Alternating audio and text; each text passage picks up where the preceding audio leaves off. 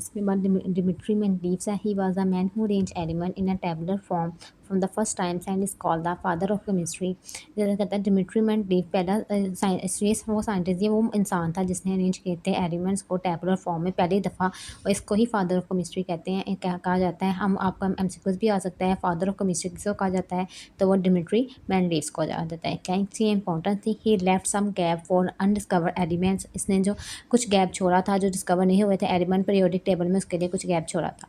ही predicted atomic mass, इसने atomic mass के बारे में बताया था, and properties of undiscovered elements and predicting their atomic mass, इसने खसूसियात बताई थी जो डिस्कवर नहीं हो सके थे एलिमेंट्स उनकी, and predicted their atomic mass, और उसके एटॉमिक मास के बारे में प्रेडिक्ट किया था कि उनका ये एटॉमिक प्रेडिक्शन होता है कि अंदाज़ा लगाया था। And properties which proved accurate when the element was practically found, फिर बाद में इसने इसको प्रैक्टिकली परफॉर्म करके इसे प्रूव किया था ये सबसे एक्यूरेट है।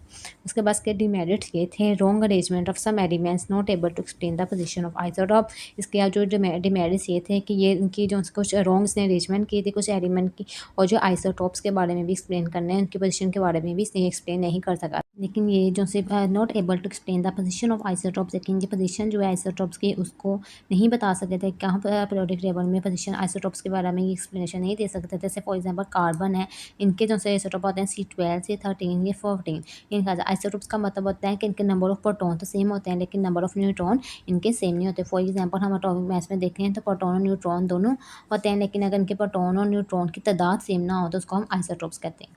ठीक है, उसके बाद अगले साइंटिस्ट थे Lothar Meyer, plotted a graph between atomic weight and volume of element. This curve show periodicity। उसने कहा था इसमें एक साइंटिस्ट था लोथर मेयर, इसने एक ग्राफ को प्लॉट किया था एटॉमिक वेट और एटॉमिक वॉल्यूम के हिसाब से, जिसमें पीरियोडिसिटी के बारे में बताते थे। ग्राफ कुछ इस तरह था, जैसे कि आप देखें ये ग्रीन से मैंने डॉट्स अलग किए हुए हैं और ब्लू से भी पॉट किया। जो ब्लू से है वो अल्कली अर्थ मेटल के लिए, जो ग्रीन से है वो ट्रांजिशन मेटल के लिए। इस तरह से ग्राफ बना के अल्कलाइन अर्थ मेटल और ट्रांजिशन मेटल में उसने बताया था इस तरह से होता है। अल्कलाइन अर्थ मेटल का हम आगे जाकर पीरियोडिक टेबल में हम लोग पढ़ेंगे जो क्या होते हैं। पूरे पेज का मैंने आपको एक स्क्रीनशॉट दे दिया, आप इसका बना के स्क्रीनशॉट रख सकते हैं अपनी फर्दर डिटेल के लिए। इसने एटॉमिक नंबर, हमने एटॉमिक मास पढ़ लिया, पीरियोडिक टेबल में एटॉमिक मास के ज़रिए किया। उसके बाद मोस्टली ऐसा साइंटिस्ट था जिसने एटॉमिक नंबर को यूज़ किया था एक्सरे मिशन के ज़रिए।